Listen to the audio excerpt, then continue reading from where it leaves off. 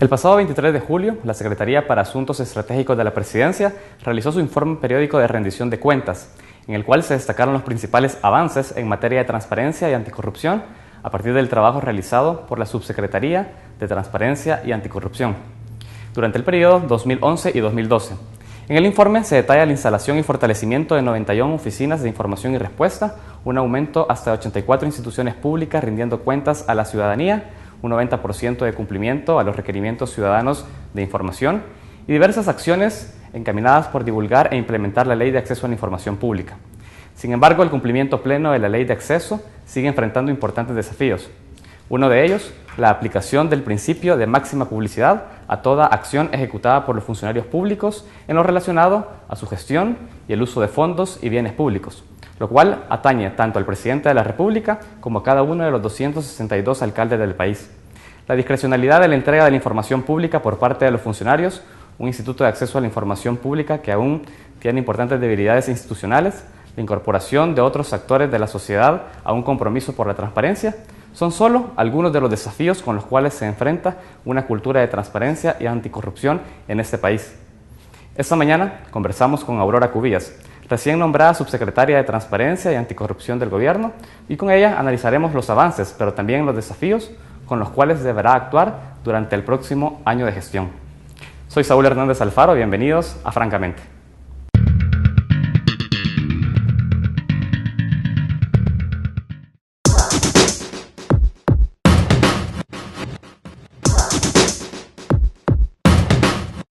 Aurora Cubillas posee estudios de Ingeniería en Sistemas Informáticos y Relaciones Internacionales, realizados en la Universidad Francisco Gavidia y en la UCA.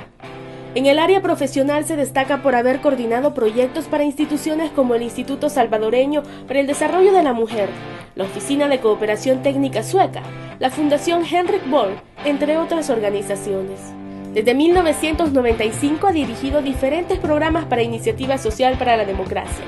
En el 2007 se convirtió en la subdirectora de esta ONG, cargo que desempeñó hasta el 2009. Hace 4 años, con la llegada de Mauricio Funes a la presidencia, fue nombrada coordinadora del área de transparencia institucional de la Subsecretaría de Transparencia y Anticorrupción. Con la salida de Marcos Rodríguez como titular de esta institución, el presidente Funes la nombró la semana pasada la nueva subsecretaria de Transparencia.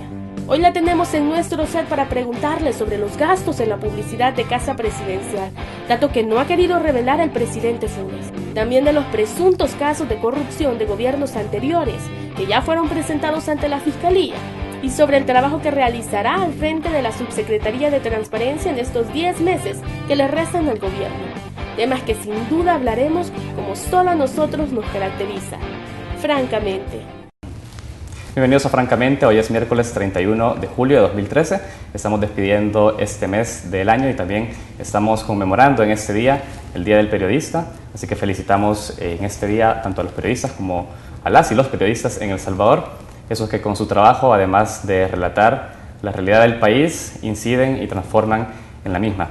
Queremos también saludar a todos aquellos que nos ven a través de la web en www.tvx.com.sv.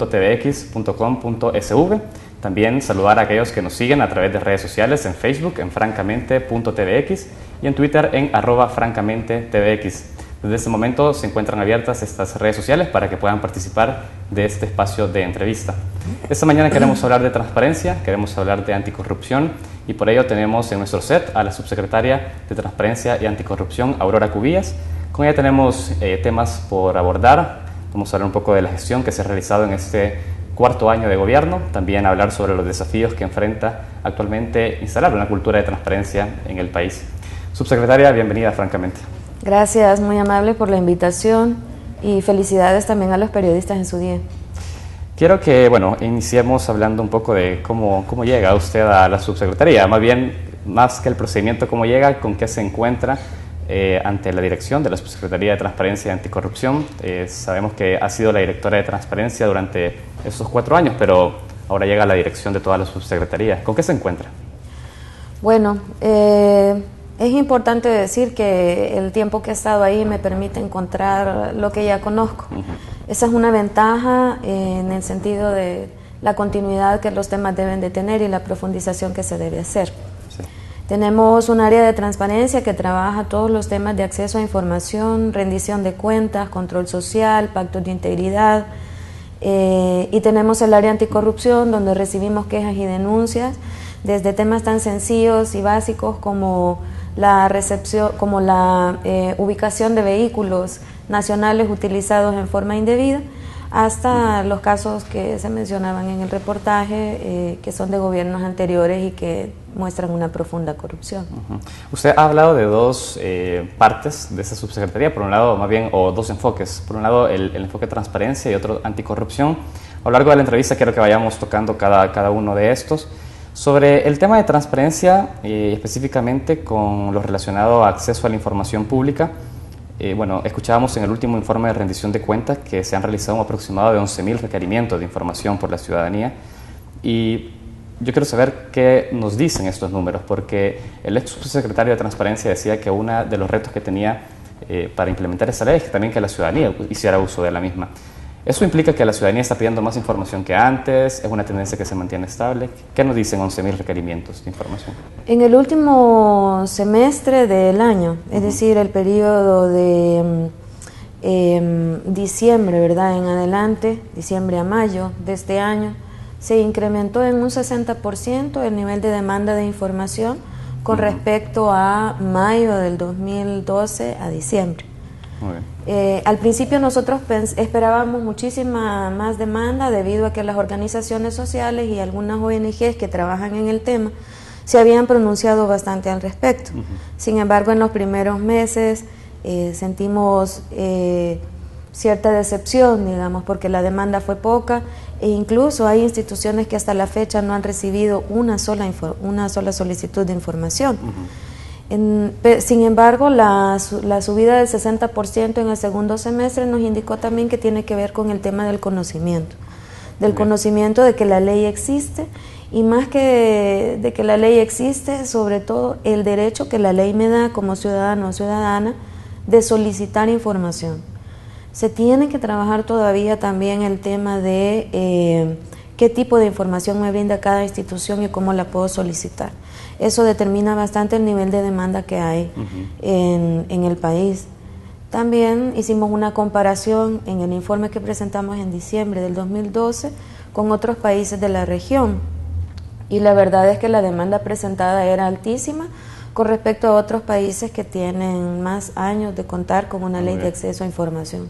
Pero eso tiene que ver con todo el proceso que venía desde antes, ¿no? Desde el 97, claro, y los diferentes pronunciamientos de todos los sectores de la sociedad respecto del derecho. Ahora, se dice también que de estos 11.000 requerimientos, un aproximado casi del 91% se ha resuelto de forma efectiva por parte de las instituciones, o por lo menos de forma favorable. ¿Esto quiere decir que la ciudadanía está haciendo un buen uso de la ley? Es decir, que no está cayendo a esta, digamos, clasificación reservada o información no pública, información que no corresponde a información pública. No necesariamente. A ver, nosotros podemos solicitar a las instituciones cualquier tipo de información, y luego de la solicitud de la institución, la que, si no está en el artículo 10 de la ley, determina si es reservada o no. Yo creo que el buen uso de la ley es todo un proceso. Es sobre la base del conocimiento que la gente tenga de todos los recursos que puede utilizar para tener el acceso a la información. Porque usted puede presentar una solicitud, le deniegan la información, pero usted sabe que hay un lugar donde denunciar o donde mostrar su desacuerdo con la respuesta que le han brindado. Va a ese lugar le dice, mire, la institución tiene razón o usted tiene razón, y si todavía no está de acuerdo con eso, puede seguir un siguiente paso. Entonces, el tipo de información que solicite no es necesariamente lo que indica que la gente sepa qué información solicitar, sino más bien qué hacer en caso de que no le den una respuesta favorable. Y puede ser que la institución tenga razón, ¿no? Pero que yo sepa cuáles son los recursos y mecanismos que tengo para seguir haciendo valer mi derecho es lo más importante. Sí, tampoco tiene intención ser taxativo, digamos, decir que es la gente haciendo buena aplicación de la ley o los funcionarios entregando bien la información, pero entonces entramos en la conclusión de que ese 91% no precisamente habla que la población está haciendo un buen uso de la ley. Sí, no necesariamente, significa que ya sabe que tiene el derecho de solicitar, ¿verdad? Y que puede llegar a cualquier parte a hacerlo. Hay que decir que en estos 11.000 requerimientos hay de todo, ¿verdad? Claro. Hay solicitudes de información de las más sencillas, como por ejemplo a qué hora me atienden en el servicio de partidas de nacimiento, por decir algo. O puede ser también una solicitud tan complicada como la agenda de un ministro. También puede ser que el requerimiento que se haya hecho corresponda, lo haya entregado en ANDA y corresponda al Ministerio de Economía. Todo ese tipo de requerimientos pueden aparecer ahí. De acuerdo. Es importante seguir haciendo mención sobre el tema del conocimiento de la ciudadanía sobre esta ley, cuando se ha dicho que es también el instrumento que viene a garantizar ese derecho de acceso a información. Yo veía en la presentación que se hacía en la rendición de cuentas y se destacaba como un desafío esta duplicidad de esfuerzos que podría existir con organizaciones no gubernamentales en el territorio que están encargadas de divulgar la ley, porque también tengo entendido que la subsecretaría ha realizado ferias de acceso a información. Entonces, ¿cómo se viene de alguna manera a articular este trabajo que está por ahí disperso y que también son esfuerzos orientados todos en divulgar a la población, a la ciudadanía, el uso del acceso a la información? Bueno, esto surge porque uno de nuestros intereses como subsecretaría es territorializar el conocimiento sobre el derecho. Queremos llegar a los municipios, a la gente que está más lejos de la capital, para que también sea partícipe de los beneficios del acceso a la información. Bien. La subsecretaría no tiene realmente competencia para trabajar con las municipalidades, así que ha establecido una carta de entendimiento con ISDEM, que sí es la que está llamada para esto, para colaborarles y contribuirles en la capacitación a las municipalidades, eso desde el punto de vista institucional, para que se empiece a cumplir la obligación. Con respecto al derecho, nosotros trabajamos coordinadamente desde hace bastante tiempo, bueno, desde que hicimos la consulta de la Ley de Acceso a Información Pública, con diferentes ONGs que se han destacado bastante en el tema. Y estas ONGs ahora, la mayoría, tienen trabajo territorial, desarrollan proyectos, ya sea de desarrollo local, de competitividad municipal, de transparencia misma, en diferentes zonas del país. Y lo que hemos hecho es capacitar a su personal, ¿verdad? Compartir las herramientas, compartir todos los documentos que hemos hecho, aunque varias de ellas tienen elaboración propia también. Y hemos visitado, hemos asistido a diferentes actividades que ellos han promovido en el territorio para dar a conocer la ley con la ciudadanía. En el caso de las ONG, lo que más nos interesa es que tienen la habilidad de trabajar con grupos de ciudadanos y ciudadanas, claro, que conocen el territorio, que conocen las necesidades y saben además poner ejemplos más concretos sobre cómo se puede utilizar el acceso a información para promover el desarrollo local. Ahora, como subsecretaria, ¿qué acciones realizará usted para poder articular ese trabajo que ya ha señalado usted como un desafío, ordenar esa dispersión de esfuerzos? Bueno, desde hace un par de meses estamos ya sentándonos con las diversas ONGs con las que estamos trabajando. Hoy en agosto vamos a convocar otra reunión para mostrarles un mapa que hemos elaborado sobre los lugares en que están presentes, para que ellos vean que hay municipios en los que se encuentran 2 o 3 ONGs y que bien podría aprovecharse el recurso para otros lugares en los que ahorita no hay desarrollo de este tipo de proyectos. Y a partir de ahí ponernos de acuerdo y ver qué otros apoyos requieren de nuestra parte. Excelente. Subsecretario, tengo que ir a un primer corte. Tengo todavía algunas preguntitas sobre esta gestión y vamos a hacerlo cuando volvamos de la pausa. Vamos a nuestro primer corte y enseguida volvemos a Francamente.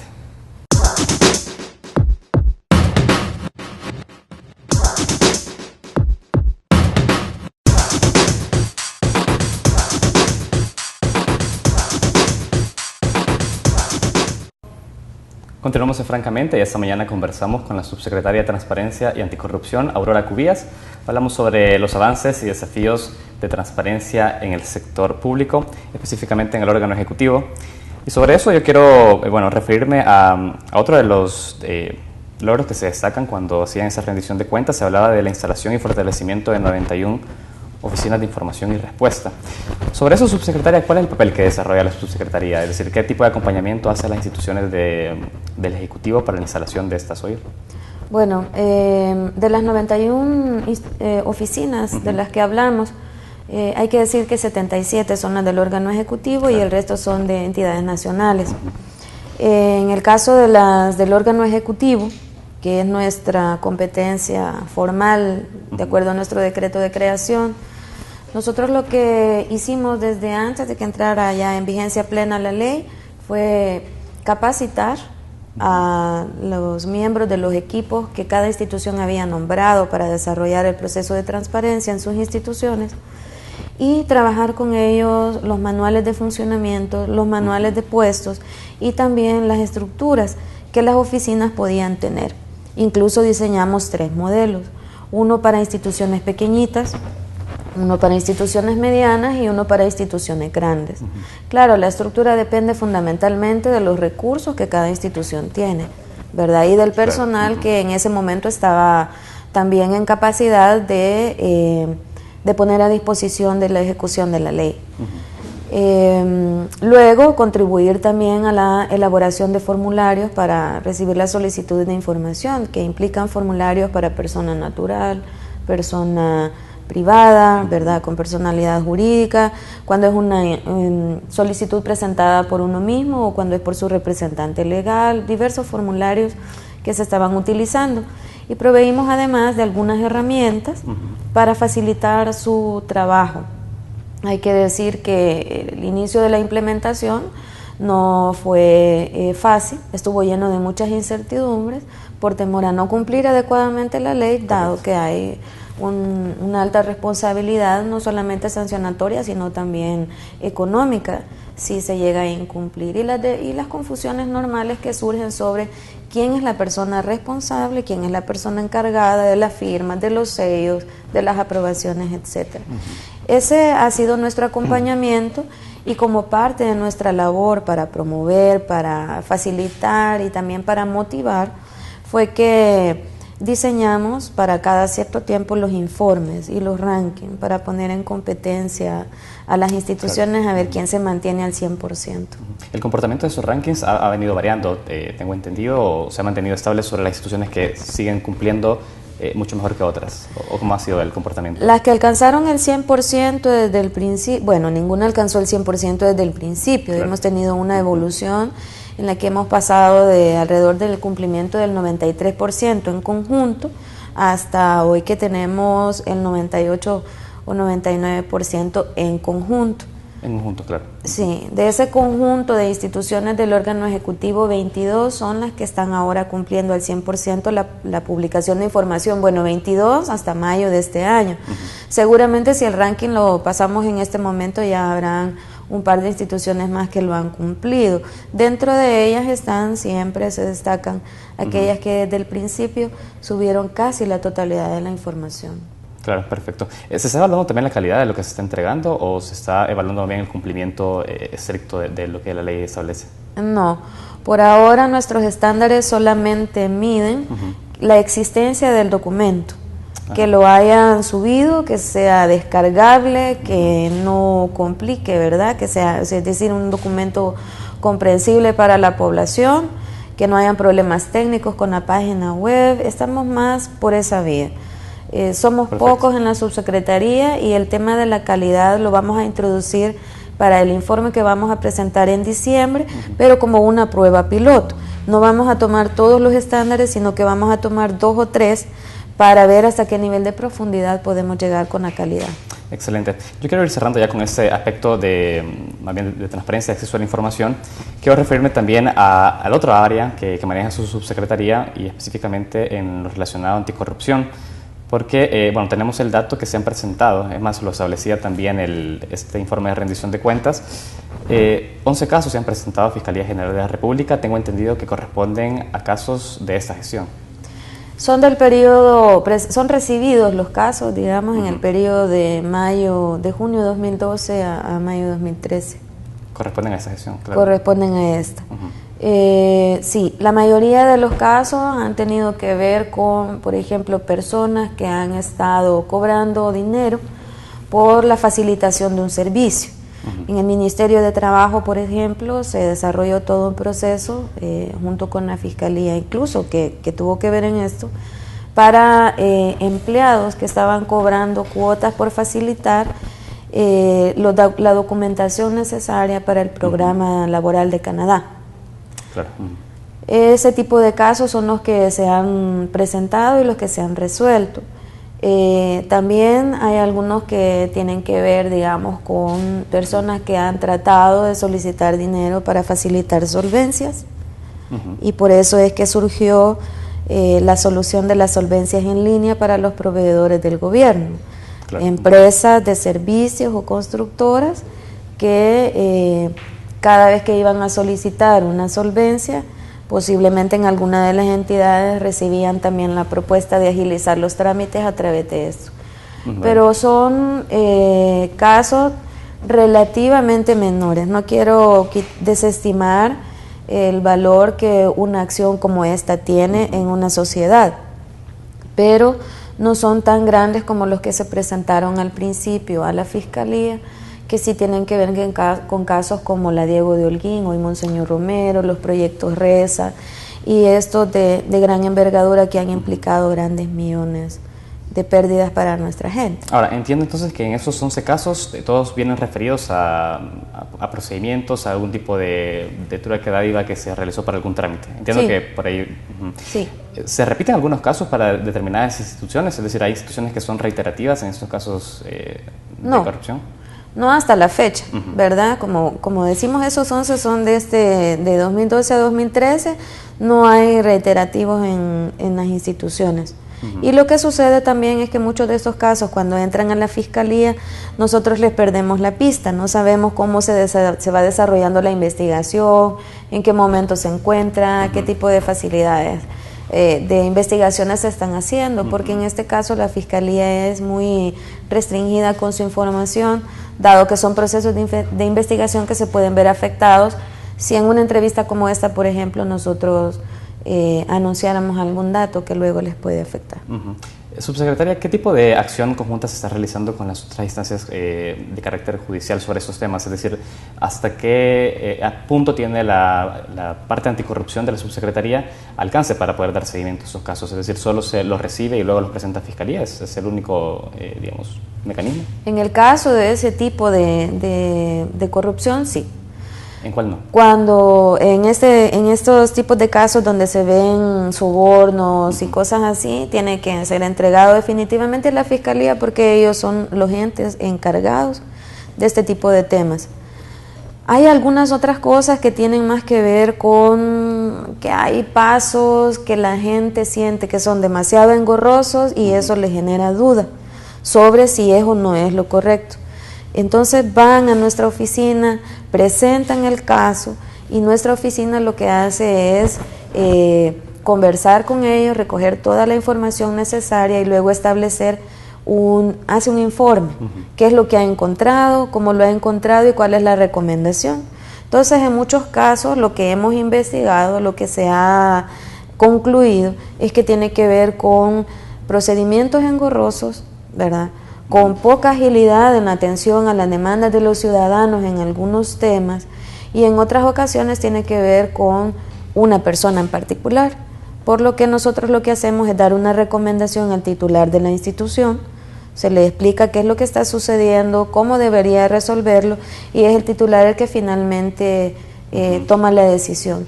En ese sentido ya se han tenido casos, por ejemplo, de remoción de cargos, de despidos, de sanciones, de medidas administrativas internas, porque no son cosas que deban llegar hasta la Fiscalía por su propia naturaleza. Y obviamente también nos llegan casos en los que al hacer la investigación, al recopilar la información, se da cuenta de que no existe tal acusación. De acuerdo. Tengo entendido que son 14 casos ahora que están en estudio de titulares de las instituciones. ¿Esos responden efectivamente a lo que usted me acaba de mencionar? A este tipo de procesos, exactamente. Perfecto. Tengo que ir a un nuevo corte. Vamos a ir entrando ya a otra parte de la entrevista y conocer también qué desafíos son los que se enfrenta ahora a este año que queda aún de gestión. Vamos a un nuevo corte y enseguida volvemos a Francamente.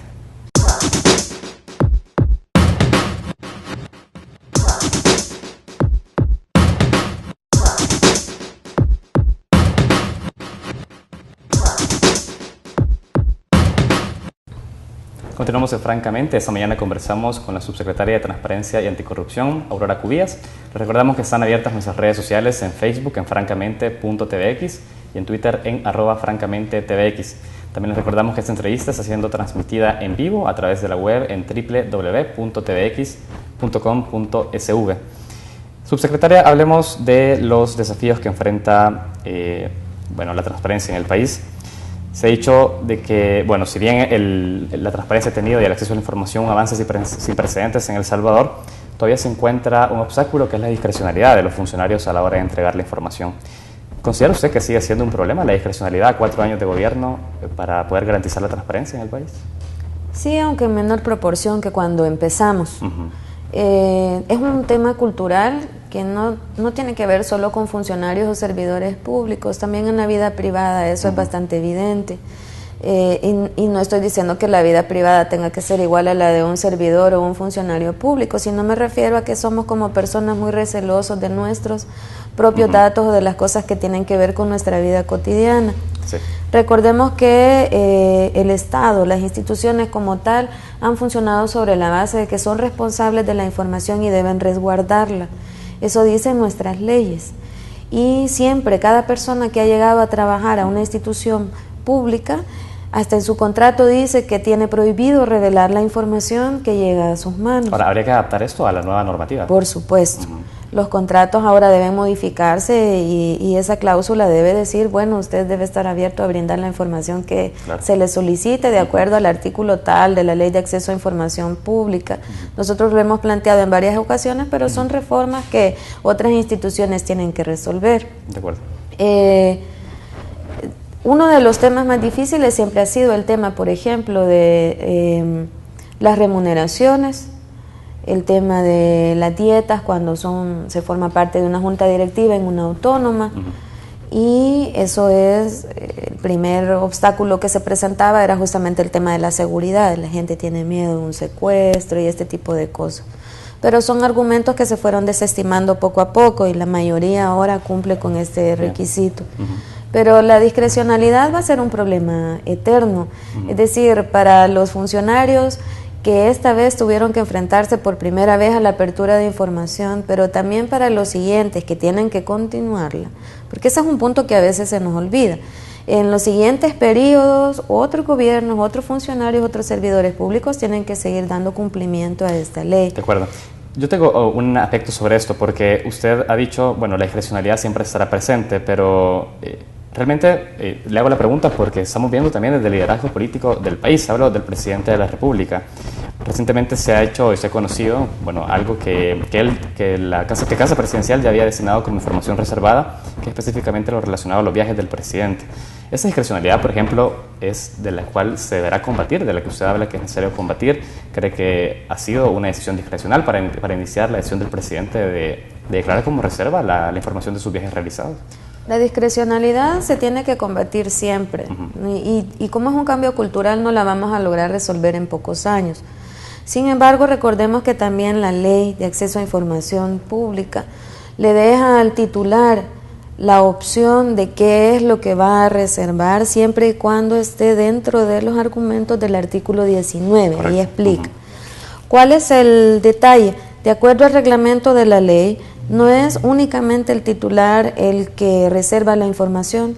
Hay equipos institucionales que son los que generan la información, que son los que recomiendan la reserva y se basan en ese artículo 19 y en otras causales que puedan encontrar ellos como dificultades de seguridad, y finalmente el titular es quien firma, si está de acuerdo con que eso se reserve. Cada titular, cada institución entonces tiene un cierto nivel de discrecionalidad que la misma ley le da. ¿Cuál es el punto? Por supuesto, el principio de máxima publicidad es el que debe privar. Correcto. Pero en nuestro caso, como subsecretaría, tampoco podemos juzgar que lo que el señor presidente o lo que un presidente de una autónoma, lo que un ministro determine como reservado, sea necesariamente la necesidad de ocultar información. En todo caso, eso lo dirime el instituto. Eso lo dirime el instituto, y por eso hablaba yo de la importancia del conocimiento de los mecanismos que existen, porque la existencia de la ley no garantiza que se cumpla 100%. Lo que necesitamos es que todos conozcamos los mecanismos a través de los cuales el sistema se haga funcionar. Ahora, sin embargo, si bien usted ha dicho no podría ser competencia de la subsecretaría dirimir en este caso, hablo específicamente de los viajes del presidente, sí me gustaría que pudiéramos entrar en un análisis sobre esto, porque usted ha dicho, bueno, si se contempla dentro del artículo 19, que es el artículo que hace el detalle sobre la información reservada, Casa Presidencial ha dicho que, bueno, por algún lado se está justificando por el tema de resguardar la seguridad y la defensa nacional, pero hablamos de viajes que ya fueron realizados por el presidente y su esposa, es decir, ¿sigue a su consideración como su secretaria de Transparencia teniendo amparo sobre este, literal, el hecho de decir que se está resguardando la defensa y seguridad nacional, que el presidente dé por reserva sus viajes? Pues no necesariamente, es decir, muy posiblemente el análisis que haga, y supongo yo que de esto se tratan los equipos de seguridad que tiene el señor presidente, sí. Supongo que los análisis que se hacen tienen que ver con que alguien pudiera establecer un cierto patrón de conducta a partir del historial que se encuentre en los viajes, o puede ser, no sé, que encuentre en ese número de viajes algún detalle que pudiera contribuir a que alguien que quisiera dañarlo encontrara algún elemento que le pudiera servir. Desconozco realmente cuáles son exactamente los argumentos presentados para la reserva. No he leído la resolución que hayan elaborado, pero como le digo, para la subsecretaría el principio básico es el de máxima publicidad. Es decir, si no hay una razón que realmente afecte la seguridad de la persona y no solamente la del país, como en este caso se ve involucrado, debería publicarse, así que creo que las razones que ellos han establecido serán para los equipos de seguridad del presidente de bastante peso. Creo que por eso es importante que de verdad el instituto reciba, ¿verdad? Y no solamente se haga público, porque hasta ahorita hemos visto en los periódicos, correcto, en la televisión el tema, pero realmente no hemos visto que nadie active el mecanismo del instituto. Y creo que sería bueno, porque sea que el instituto ordene que la información se entregue, o sea que diga que el presidente tiene la razón, eso lo que hace es sentar un precedente importante, que como siempre hay que reconocerlo, este gobierno va a dejar para la historia del país. Ok, de acuerdo. En dado caso, la solución que usted plantea como subsecretaria es que la ciudadanía puede acercarse si tiene, digamos, si considera que hay un tipo de conflicto con su derecho de información al instituto, y que se dirima. Sí, yo creo que hay que mantener activo el instituto en este sentido, para que poco a poco todos los servidores públicos que lleguen luego a desempeñarse en estas instituciones estén claros de que el día que sometan algo a reserva, o de que el día que algo esté establecido como confidencial, hay un ente que lo vigila y que le va a evaluar si realmente lo que ha definido como reservado o confidencial es así, y que además va a haber alguna sanción si en algún dado caso se ha equivocado en la forma de clasificar la información. De acuerdo. Usted ha hablado de marcar precedentes, es importante lo que menciona en cuanto a hacer uso de este instituto, de los mecanismos que ya están establecidos por ley, pero también hay otro tipo de precedentes que no son quizás los más alegres. Recientemente se han publicado en el Faro, específicamente en el periódico digital El Faro, ciertos señalamientos sobre la discrecionalidad que tuvo el expresidente Saca en la divulgación de sus gastos de publicidad, y hacen un símil con el caso del presidente Funes. ¿De alguna manera usted cree que se está violentando la ley cuando el presidente Funes no hace pública la declaración de cuánto se está erogando en publicidad por parte del Estado? Se lo pregunto porque el artículo 10, específicamente el numeral 19, habla de la publicidad de las contrataciones y adjudicaciones formalizadas, habla de los montos, habla del objeto, del nombre y las características de la contraparte. Es decir, ¿se está violentando de fondo cuando no se publica esa información en Casa Presidencial? Igual que en el otro caso, desconozco las razones por las cuales no publican el tema de la publicidad. Pero sí, de acuerdo al artículo 10, digamos, hay ahí hay un elemento que obviamente no está dentro del marco de lo que se hace público, ¿verdad? Es decir, aunque el tema de la publicidad lo vienen planteando desde el 2009, prácticamente desde que entró, desde finales del 2009, y recuerdo que hubo un par de solicitudes o cartas en 2010, decir que es un tema que viene desde antes de la ley. Yo creo que no hay que justificar ninguna acción que desde nuestra parte como funcionarios públicos genere dudas en la población, pero asumo y entiendo que también en ese caso el señor presidente presenta algunas razones. Igual que en el anterior también con el tema de los viajes, nuestra invitación es a que se utilice el mecanismo del instituto también para hacerlo. Si el tema de la publicidad está en el artículo 10, sí, por supuesto, de que es un elemento que hay que discutirlo y que hay que ver cómo se resuelve desde el punto de vista del derecho. Lo que se ha dicho desde Casa Presidencial es de que al hacer pública la información sobre publicidad estaría afectando en materia de competencia por el tema de precios. Entiendo que son precios mucho más bajos los que se le presenta a la empresa con la cual está contratada la publicidad del gobierno. Pero en definitiva, tanto en el caso anterior como en este caso de la publicidad, lo que se podría percibir, y me gustaría conocer su opinión de eso, es que se juega bajo la base de la excepción y no sobre la regla que debería ser la máxima publicidad. Volvemos a lo mismo, es la discrecionalidad aún, y en este caso específicamente del presidente, un reto para instalar una transparencia efectiva y un pleno cumplimiento de la ley, subsecretario. Yo creo que siempre en las presidencias, y como lo hemos visto en las presidencias de otros países, hay determinados rangos que pueden ser muchísimo menores que en el caso de otros titulares para la libertad de la publicación de información. Tiene que ver con el tema de seguridad o tiene que ver con el tema, como también en la ley se plantea, sobre negociaciones, sobre discusiones, decisiones políticas que pueden estar en proceso. Es un poco más complicado que en el resto de los titulares. Y dado que en nuestra región siempre, en nuestros países han sido de cultura presidencialista, se tiende mucho a establecer que a partir de lo que un presidente hace, todo el resto de órganos o sobre todo el Ejecutivo funciona mal. Yo en este punto sí quisiera rescatar que estamos hablando de alrededor de 80 instituciones dentro del órgano ejecutivo y que en este caso es uno. Por supuesto es la cabeza del Estado, ¿verdad? El presidente, pero es uno, digamos, el que ha en dos temas planteado dificultades para publicación, es decir, que en el resto de los temas ha cumplido con la publicación, con el acceso a la información, y también tenemos a otros alrededor de 75, 77 titulares que están cumpliendo. Entonces creo que para estimar el avance o el no avance de la ley hay que hacer también una medición considerando a todos los actores. Y como repito, es el instituto el que tiene que intervenir por denuncia de alguien, ¿verdad? Porque alguien presente una denuncia, quien tiene que establecer si el señor presidente tiene razón o no en los argumentos que ha presentado. Perfecto. Dado que es una ley que estará vigente aún inclusive después que este gobierno termine, es importante también comenzar a plantear qué tipo de soluciones podríamos encontrar para este tipo de discrecionalidad todavía presente en funcionarios, no solo el presidente, también en muchas alcaldías del país, que ya se han presentado casos inclusive al Instituto de Acceso. Sí. Es decir, ¿qué tipo de acciones considera usted que debe tener o qué tipo de formación debe existir para los futuros funcionarios, presidente de la República, líderes de carácter político en el Estado, para hacer cumplir un principio de máxima publicidad?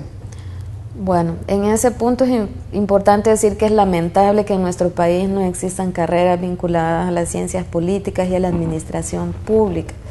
Ninguno de los que hemos llegado al gobierno estamos realmente formados en esos temas, así que muchas de las actuaciones que tenemos tienen que ver más con la convicción, con la creencia, con la fe, ¿verdad?, en la democracia y en cómo estos procedimientos y espacios funcionan. Las instancias que hacen esfuerzos por capacitar a funcionarios deberían incluir el tema de la transparencia con todos sus componentes, porque el acceso a la información es solo uno de ellos. Con todos sus componentes para que se fortalezca la gestión que puedan desarrollar.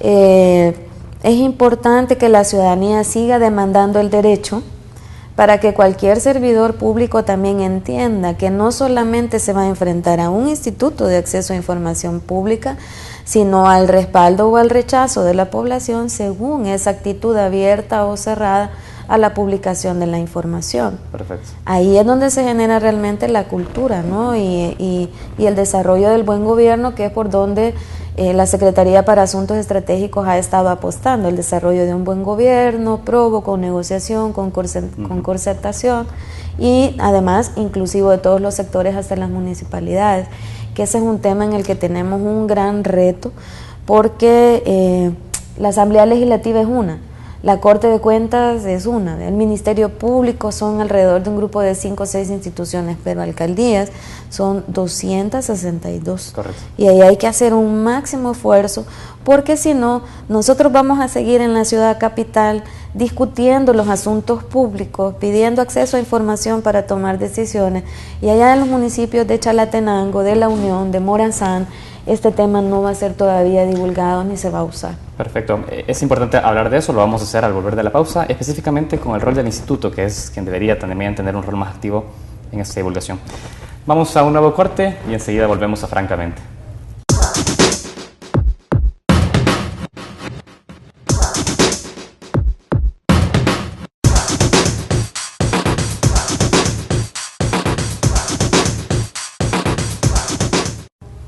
Continuamos en Francamente, ya estamos ya sobre nuestro último bloque de esta entrevista. Subsecretaria, quiero referirme al Instituto de Acceso a la Información Pública. Usted ha dicho, bueno, la necesidad que comience a actuarse a nivel municipal. No nos sirve de nada estar hablando a nivel urbano y capital si no pasa nada en las municipalidades. Quiero conocer de su opinión cómo ve el trabajo del instituto y si considera que, bueno, ahora ya ha sido aprobado un presupuesto, $927.920 de presupuesto. Es decir, ¿considera que con ese presupuesto, las condiciones en las cuales se encuentra hoy en día el instituto, es posible hacer ese trabajo que usted está demandando a nivel territorial? No, todavía no. Para atender 262 municipalidades se necesita una infraestructura y una cantidad de recursos humanos bastante grande. Correcto. ISDEN, por ejemplo, tiene técnicos, por departamento o por regiones. Comures tenía encargados por departamento y aún así no se da abasto. Solo Chalatenango tiene 33 municipios y es a grandes distancias y con dificultades de transporte. Esa es una limitante bastante fuerte. Creo que el instituto en ese sentido, además del personal que labore con ellos a partir del presupuesto con el que cuenten, va a tener que hacer lo mismo que nosotros, coordinaciones y redes con organizaciones que ya tienen el recurso, que ya están en el territorio y que lo conocen bien. El trabajo en redes siempre funciona mejor, nos ayuda a ahorrar recursos, ¿verdad? Y también nos ayuda a hacerlo más apegado a las realidades de las municipalidades. Es complejo porque hay varias, en la ley dice que si manejan menos de 2 millones al año no necesitan contratar, sino nombrar un concejal. Correcto. O nombrar al secretario o secretaria municipal para que atienda estas peticiones. En un rápido sondeo que hemos hecho con el ISDEM, nos damos cuenta que son alrededor de 230 y algo las municipalidades o 220 y algo las municipalidades que manejan un presupuesto menor a 2 millones al año. Ese es un reto importante porque al establecer a un concejal o concejala para atender la demanda de información, significa que tiene que ser un concejal o concejala que esté ahí todos los días, porque la ley no nos dice que se nos va a dar información solo los jueves o solo los miércoles. Y si se nombra al secretario o a la secretaria municipal, también hay que considerar que llevan la agenda del consejo, que llevan la agenda de la cooperación, que les toca ser jefe de personal en las alcaldías pequeñas y eso, entonces además tiene que resolver solicitudes de información, aunque la demanda no sea muy alta, siempre es un tiempo que hay que separar dentro del trabajo. Entonces no es solamente de nombrar, no es solamente de ordenar la información, sino también es de capacidad realmente para resolver los temas. Tengo entendido que la subsecretaría ha tenido un trabajo conjunto con el instituto en algunos casos de fortalecimiento institucional. Me corrige si no es así, pero ¿qué solución se le está dando a este tipo de problemas? Porque usted dice, bueno, alcaldías con presupuestos bajos, con funciones ya establecidas para los funcionarios dentro de esas alcaldías. ¿Cómo se resuelve entonces el hecho de tener un oficial de oficio ahí dentro de la alcaldía? Bueno, las alternativas que se han buscado con las ONGs con las que trabajamos, porque ese es un tema que no hemos trabajado todavía con el instituto, pero con las ONGs con las que trabajamos está referido al tema de la capacitación y también a resolver cuestiones operativas como si un concejal no puede estar los martes y los jueves, entonces que haya otra persona los martes y los jueves y él el resto de los días de la semana, pero en un horario abierto de todo el día, ¿verdad? No solo por periodos de tiempo. necesitamos también coordinar otras cuestiones operativas como el espacio donde van a recibir a la persona y cómo van a tener el inventario de información que poseen. Esas cosas hay que trabajarlas despacio. Una de las experiencias más fuertes que hemos tenido son en la microrregión El Bálsamo, ¿verdad? Que ya se inauguraron 4 oficinas, pues son 4 municipios. El punto más difícil es el ordenamiento de la información, como en las nacionales, claro, ¿verdad? Pero ahí es todavía un poco más, porque ahí sí que no han existido ni bodegas, ni cuartos, ¿verdad? Donde hayan estado llegando a colocar la documentación. Y entonces ese es un punto que es de los que más hay que profundizar. Es importante destacar de que, bueno, si bien la subsecretaría no tiene como atribución el nivel municipal, sí se están haciendo acciones por implementar y acompañar esa instalación de OIR, ¿no? Sí, de hecho lo que avancemos y los resultados que vayamos teniendo se lo vamos a entregar al instituto. Nosotros hoy en agosto vamos a presentar el sondeo general que hemos hecho con el ISDEM y nosotros sobre dónde hay unidades de acceso, dónde hay oficiales nombrados ya con acuerdo municipal, para que el instituto tome esa información y pueda ver dónde concentrarse, porque tampoco se puede llegar a los 262 al mismo tiempo. Al mismo tiempo, claro. Igual hablamos de un instituto que a la fecha no tiene un lugar físico definido, hablamos de un instituto que no tiene una unidad de acceso a la información y tampoco un oficial de información designado. Es decir, ¿qué se debería hacer? O sea, ¿qué recomendaciones usted arroja ante una situación de ese tipo? Sí, bueno, hay que decir que lamentablemente en nuestro país no se cuenta con una normativa exacta para cada vez que se va a crear una institución nueva. Claro. Eso depende mucho del decreto de la ley de creación de la institución y sabemos que hay algunas que han atravesado periodos de hasta 1 año, de 10 meses para poder entrar en un funcionamiento normal. Para nosotros, digamos, lo importante es que el instituto ya está emitiendo resoluciones. Correcto. Sé que es difícil atender las cosas operativas del día a día con una resolución que merita estudio, investigación, análisis, pero lo han hecho y lo están haciendo bastante bien. Nuestros equipos, parte de nuestros equipos han asistido a las audiencias orales que están desarrollando por cada caso que se presenta y la verdad es que han mostrado bastante profesionalismo en la discusión de los temas y en la apertura además a la explicación de cada parte. Con la única resolución que no estábamos nosotros muy de acuerdo, ¿verdad? Era con la de la alcaldía de San Juan Opico, porque la ley establece fechas claras. Al 4 de noviembre del 2011 ya tenían que estar nombrados todos los oficiales de información en todas las instituciones del Estado. Entonces, independientemente de quién lo haya cumplido o no lo haya cumplido, el punto era que el instituto en esa parte sí debía haber considerado que la ley ya contenía una fecha y que esa no dependía de la existencia del instituto. Es decir, acá sí se pone en cuestionamiento el razonamiento que hizo a la hora de hacer la resolución en la cual decía no reconocer recursos de apelación porque no estábamos conformados como instituto. Sí, eso no se puede, eso no se puede porque de un derecho activado. Exacto. La ley entró en vigencia desde 2011, ¿no? Y puso fechas desde el 2011 que nosotros como instituciones debíamos cumplir. Si nosotros no hubiéramos cumplido con eso, tendrían que habernos sancionado o hacer un llamado de atención, no sé. Alguna medida se tiene que haber tomado, porque si no el resto de municipalidades va a decir, bueno, no tenemos ningún problema, podemos darle larga al nombramiento. Entonces pero bueno, como hemos dicho y como tiene que ser siempre, la resolución del instituto, a menos que la persona que ha solicitado la información no esté de acuerdo, esa es la que se debe respetar. Excelente. Tengo que avanzar ya porque vamos a ir cerrando la entrevista. ¿Sobre qué otro tipo de acciones se pueden ir consensuando o articulando de cara a instalar esta cultura de transparencia? Los partidos políticos son unos institutos a los cuales se ha señalado también la necesidad de mayor transparencia. Quiero referirme al tema de la campaña y conocer su opinión sobre eso, porque es algo que se señala mucho. Y también que tienen referido también a la gestión en las municipalidades. Por ejemplo, en la alcaldía de San Salvador se ha señalado que la alcaldía liderada por el candidato a la presidencia de Arena, Norman Quijano, ha hecho una erogación importante de fondos en materia de campaña electoral. ¿Ustedes han dado algún tipo de seguimiento? ¿Han tenido conocimiento sobre este tipo de casos? ¿Si se ha entregado la información oportuna a la ciudadanía sobre el gasto de publicidad? ¿Cómo están viendo ese tema de transparencia en las campañas y el ejercicio del acceso a la información en ese caso puntual?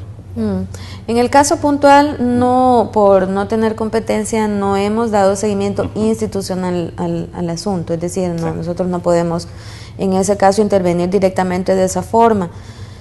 Pero sí, es cierto, hay muchos rumores y como hemos dicho, el rumor solo se desaparece si en efecto hay una información clara y precisa de carácter oficial desde la institución.